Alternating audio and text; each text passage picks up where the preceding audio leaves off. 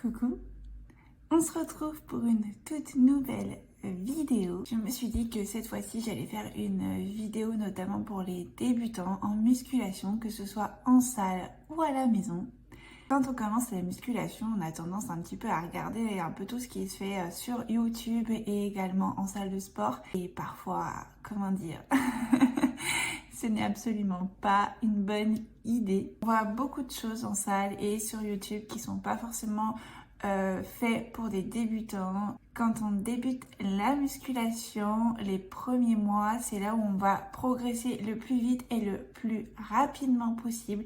Donc il est primordial de ne pas s'attarder sur les choses non nécessaires, sur les choses qui ne sont pas impératives au début. Le problème, c'est quand on débute et qu'on arrive en salle, souvent il y a des personnes qui sont déjà là depuis 3, 4 ans, 5 ans, qui font des exercices parce que ça fait déjà du coup un moment qu'ils font de la musculation et on va les imiter. Sauf que c'est pas forcément des exercices qui sont adaptés à des débutants et qui vont vous aider à développer votre masse musculaire rapidement et de manière efficace.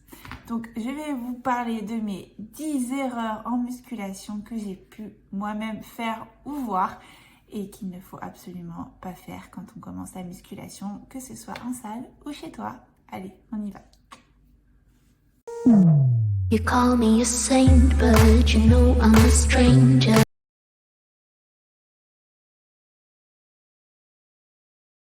Le top 1, vraiment le premier que je vois tout le temps, notamment en salle de musculation, c'est les débutants qui vont pas faire assez d'exercices polyarticulaires. Je vais le redire parce que polyarticulaires et qui font plutôt des exercices ciblés, des exercices d'isolation. Alors, en vrai, quand tu débutes la musculation, est-ce que vraiment tu as besoin, par exemple, de venir faire tes trapèzes? C'est un exercice d'isolation, les shrugs. Non mais je les vois tous faire ça là. Ou travailler les avant-bras. Mais pourquoi? Pourquoi tu fais ça? Alors qu'en fait, tes trapèzes et tes avant-bras, tu les travailles dans d'autres exercices polyarticulaires. Quand tu commences la musculation, concentre-toi sur des exercices polyarticulaires. Fais du squat, fais du soulevé de terre, fais du développé couché, fais des gros exercices qui te demandent une sollicitation vraiment polyarticulaire plutôt que de faire des exercices d'isolation. Vraiment. Je les vois, ils perdent un temps indéfini, genre ils font 5 exos et ils font 2 exos poly et 3 de ciblés.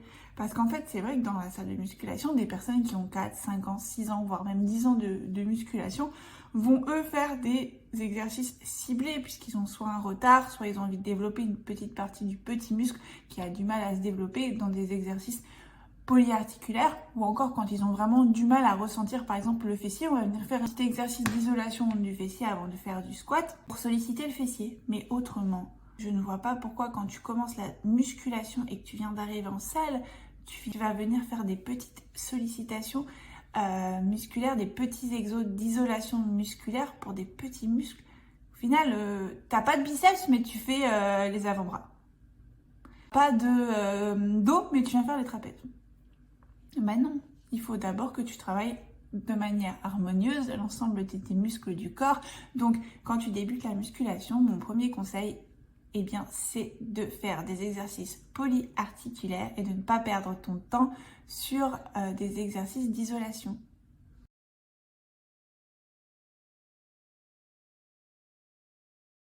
La deuxième erreur, donc elle va découler de la première, c'est de faire beaucoup trop d'entraînement ou des séances d'entraînement beaucoup trop longues. Déjà beaucoup trop longues puisqu'il y a des personnes qui vont venir mettre énormément d'exercices d'isolation alors qu'il n'en est pas besoin. Du coup, leur séance se retrouve hyper longue, genre 2h30, 3 heures de séance. Et beaucoup trop, quand tu commences la musculation, tu n'as pas besoin de faire du 7 jours sur 7, venir tous les jours, 3 heures. Tu peux commencer par 3, voire 4 séances de musculation par semaine. Déjà pour plusieurs raisons. 1, la récupération musculaire. Ta récupération musculaire, elle n'est pas aussi efficace qu'une personne qui fait de la musculation depuis 3 ans. La deuxième, c'est de ne pas perdre ta motivation, parce que si tu fatigues et si tu viens tous les jours 3 heures et que tu n'as plus d'autres activités à côté, par exemple des activités sociales, aller au restaurant avec tes amis, aller au cinéma, faire des choses que tu aimes faire pour aller au sport et que tu t'en sens contraint, tu vas perdre en motivation et en détermination. Enfin, troisièmement, ça découle aussi un peu de la première chose que j'ai dite. Si tu es trop fatigué parce que tu as une mauvaise récupération, tu vas avoir des courbatures et vraiment tu vas perdre en motivation puisque s'entraîner sur des courbatures, c'est jamais vraiment très agréable. Et au début, quand tu commences, en fait, c'est là, comme je te dis, que tu as les meilleurs résultats. Donc, entraîne-toi déjà 3 fois par semaine. Ce qui est encore mieux de commencer par s'entraîner 3 fois par semaine, c'est que tu auras une marge d'évolution. Quand tu vas commencer à stagner, tu pourras te dire, je vais me mettre 4 fois par semaine, etc. Et là, tu auras des marges d'évolution pour encore t'entraîner un petit peu plus et encore progresser, Donc, quand tu débute simplement, efficacement, exercice polyarticulaire et 3 séances à 4 séances par semaine maximum avec des séances pas trop longues.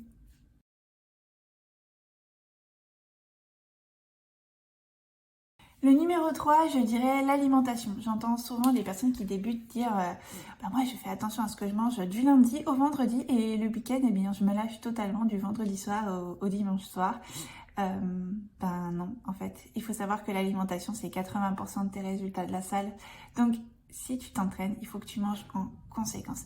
Je parle aussi de l'alimentation dans les deux sens, puisqu'il y a les personnes qui vont se sous-alimenter, puisqu'ils se sont dit, allez, je me mets au régime, je vais manger 800 calories et je vais aller m'entraîner et je vais faire du cardio et je vais m'entraîner, allez, je veux perdre du poids et tout. Là, c'est pas bon non plus. Et les personnes qui mangent trop. Donc, il est important, en fait, que ton alimentation aille avec tes entraînements, le nombre d'entraînements, l'intensité que tu vas mettre à tes entraînements, selon si tu veux perdre du poids ou prendre du muscle. L'alimentation joue un rôle primordial, donc à ne pas oublier.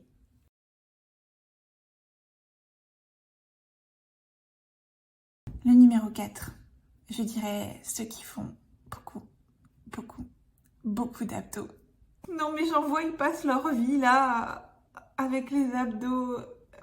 Ils en font 40 minutes à la fin de chaque séance, des circuits tous les jours, etc. Mais tu vas pas perdre le gras du ventre juste parce que tu fais des abdos. Ça marche pas comme ça. Mais moi, je ferai tout le temps des abdos. Bon, ok, je suis pas crédible. Ce qu'il faut savoir, c'est que le corps ne cible pas la perte de poids. Ce n'est pas parce que tu vas faire 10 000 abdos que tu vas perdre le gras du ventre. Non, déjà on dit toujours que les abdos c'est les muscles du pauvre et c'est pas pour rien qu'on dit ça, c'est que les personnes qui ont des abdos, la plupart du temps ce sont des personnes qui sont sèches, qui ont peu de masse grasse, parce que si tu as une petite couche de graisse sur le ventre, tu peux faire tous les abdos que tu veux, on les verra pas. Ouais, je sais, la vie est injuste. Il faut savoir qu'aussi les abdos, ils sont sollicités dans la quasi-totalité des exercices. Techniquement, si tu fais un squat bien exécuté, tu vas venir contracter tes abdos. Donc tes abdos, ils sont, pour moi, en fait, constamment sollicités dans ta séance. Tu n'as pas besoin de faire 40 minutes d'abdos tous les jours pour avoir des abdos apparents. Vraiment que tu penses à les solliciter dans tous tes exercices polyarticulaires. D'ailleurs, si ça vous intéresse, dites-le moi en commentaire, mais je pourrais vous mettre une petite routine abdos dans une prochaine vidéo. Mais dites-le moi en commentaire. La meilleure façon de travailler les abdos, c'est de faire du gainage. Donc, je te conseille de faire 60 à 70% de tes abdos sous forme de gainage.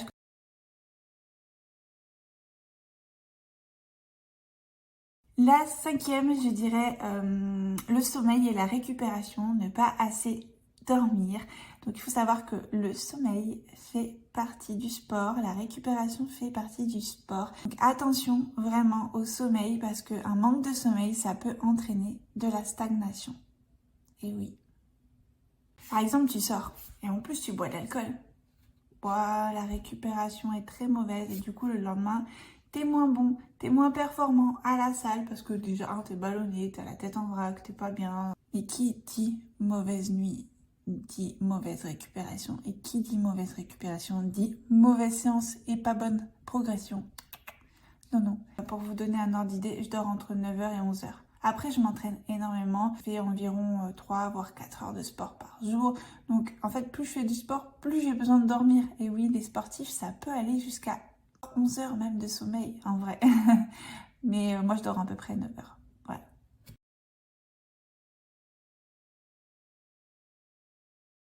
La 6e erreur, ce serait effectivement de ne pas avoir un programme en fait préétabli à l'avance. J'en parle déjà dans ma précédente vidéo que je vous remets juste ici sur les charges de travail.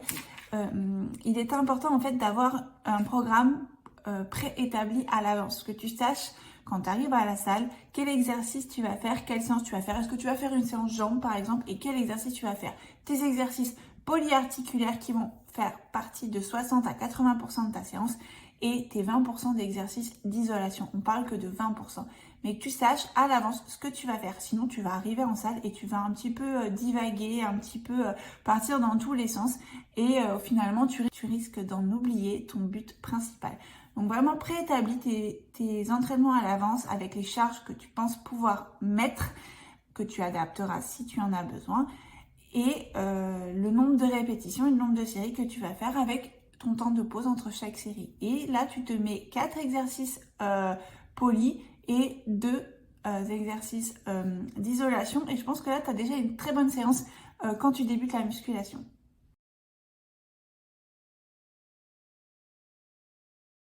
La 7e erreur, ce serait d'écouter les conseils des gens autour de toi, que ce soit à la salle de sport. Ils n'ont pas forcément des réponses à tout. Peut-être qu'ils ont des connaissances, mais généralement, ce qu'il faut savoir, c'est que par exemple, il y a beaucoup d'exercices qui vont dépendre de ta mobilité et de ta souplesse. Par exemple, au squat, quand tu entends les gens autour de toi, on va te dire « Ouais, il faut que ton cul tape par terre. Il faut que ton cul touche le parterre pour faire un bon squat. » Ouais, je l'ai entendu des milliards de fois celle-là. Et non, en fait, c'est pas forcément ça. Ça va dépendre de beaucoup de choses. Il y a des personnes qui n'ont pas la souplesse et qui n'ont pas la mobilité pour avoir un squat d'amplitude complète. Ils ont besoin d'avoir une petite amplitude et au fur et à mesure que tu vas faire l'exercice, ton amplitude, elle va descendre. Mais quand tu commences la musculation, ben, ton amplitude, elle est moyenne, voire pas terrible du tout. Il faut pas forcer. Parce que là, tu risques de te blesser. Et si tu écoutes les gens autour de toi, tu aurais eu tendance à vouloir forcer, à descendre. Mais là, ton dos va s'arrondir, attention, les lombaires, etc. Bref, ton exercice n'est plus du tout le bon. Et là, tu vas seulement risquer de te blesser. Donc, ne pas forcément écouter les conseils des gens autour de toi. Ils ne te connaissent pas, ils ne connaissent pas ta morphologie, ton amplitude, ta mobilité. Pareil, que ce soit pour le sport ou l'alimentation, ne pas écouter les conseils des autres. Parce que sinon, quand tu les écoutes, tu mangerais même pas un petit carré de chocolat. Je vous remets d'ailleurs une petite vidéo où j'en ai dans mon assiette où je vous explique un petit peu comment je mange. Je vais vous la remettre juste ici si vous voulez aller la voir. Il est indispensable que tu aies une diète qui te soit adaptée à toi. Ta diète qui est adaptée à toi n'est pas forcément la diète de ton voisin. Donc, ne pas écouter les conseils des autres. Bon, après, le mieux, c'est quand même d'avoir un programme établi par un coach, que ce soit pour les trainings ou l'alimentation, puisque lui, il saura quand même te faire un programme adapté à toi. Ça a été une de mes erreurs, ça j'ai longtemps écouté les autres avec leurs conseils. Au final, ben, ça m'a fait perdre du temps.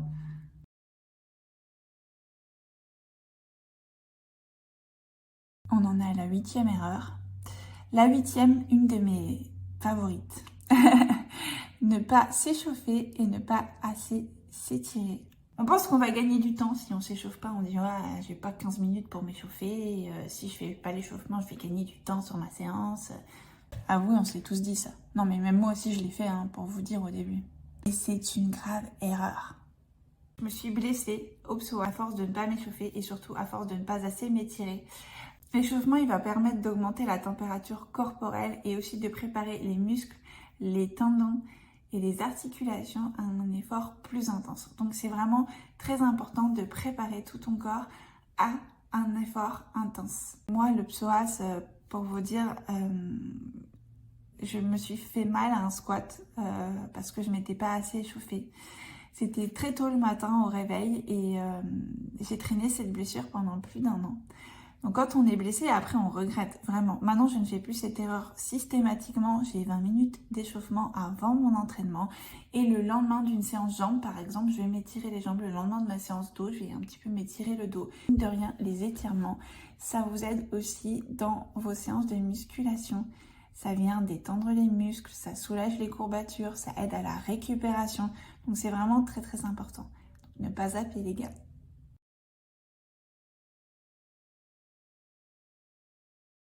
Le point numéro 9, c'est aussi franchement le point pour moi le plus important de tous. L'erreur que j'ai faite, c'était de ne pas travailler ma mobilité.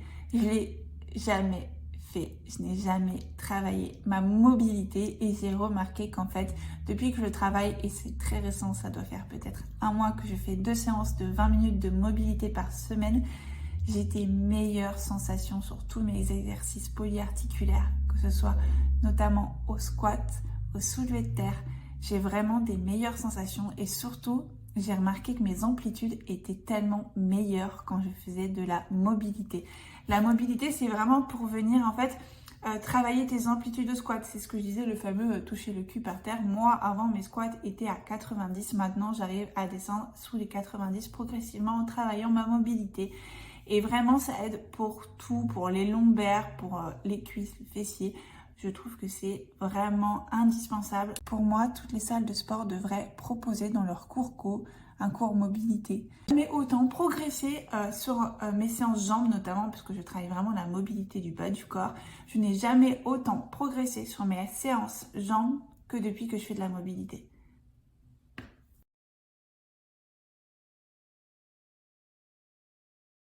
La 10e erreur à éviter, ce serait de ne pas s'écouter.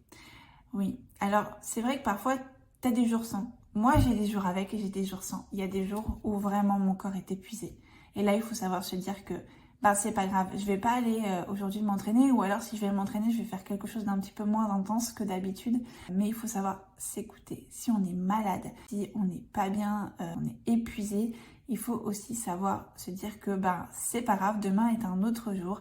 Et ne pas culpabiliser ou s'en vouloir de ne pas y être allé à la salle ou ne pas avoir fait son entraînement à la maison. Il faut vraiment arriver un petit peu à prendre du recul par rapport à ça, chose qui n'est pas facile quand on entre dans un engrenage un petit peu qu'est le sport. Il faut s'organiser pour que tout rentre dans ta petite journée. Et voilà les loulous, c'est la fin de cette vidéo. J'espère qu'elle vous a plu. C'était mes 10 petits tips, des erreurs à éviter quand tu commences à t'entraîner, que ce soit chez toi ou à la salle. J'espère qu'elle vous a plu. Si elle vous a plu, n'hésitez pas à lâcher un petit like et à vous abonner à la chaîne. Ça me ferait super plaisir et ça montre que ce que je fais vous plaît et surtout ça aide la chaîne. Donc ça, c'est vraiment top. Et je vous remets juste ici mon compte Instagram. Vous pouvez me suivre au quotidien. J'y mets vraiment pas mal de choses. J'y suis souvent, en ce moment un tout petit peu moins, mais je vous promets que je vous prépare des belles choses. En attendant, prenez soin de vous et on se retrouve la semaine prochaine plus fit et plus gourmand. Ciao!